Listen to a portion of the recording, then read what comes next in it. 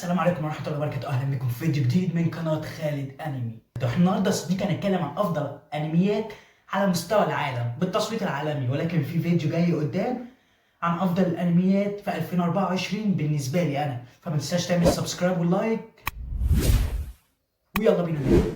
أفضل أنمي بشكل عام يا صديقي بالنسبة لي أنا جيتيتسو كايسن. بالنسبة للتصويت العالمي هم دول. اما بقى افضل انميات، افضل سلسله جديده للانميات بالنسبه لي هي اوشينوكو وهيل بارادايس. دولت هم افضل سلسلتين بالنسبه لي.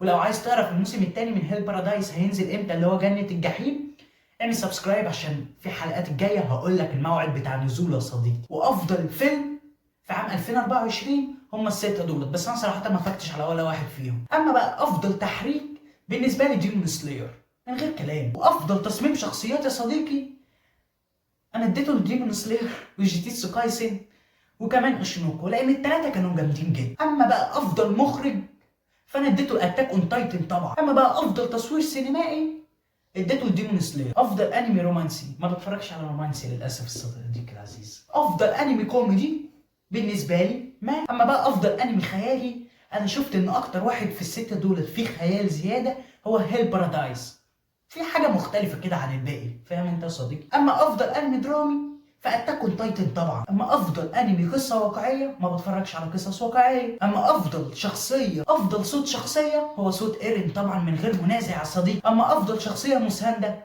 من غير كلام اكيد طبعا جوجو ساتورو. انت بتقول ايه يا صديقي العزيز. اما افضل اغنيه انمي بالنسبه لي اوشينوكو.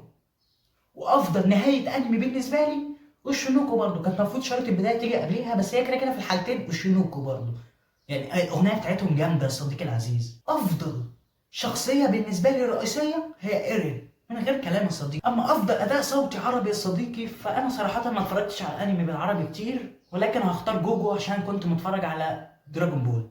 وبس يا صديقي تكون هنا انتهت حلقتنا وعرفنا مين هم افضل الانميات على حسب التصويت العالمي. متنساش تعمل سبسكرايب ولايك لان الحلقه الجايه هينزل صراف النهايه وهتبقى حلقه دمار يا صديقي. ولو ما اتفرجتش على الاجزاء اللي فاتت فهتلاقيه في الاي اللي فوق او في الديسكربشن تحت.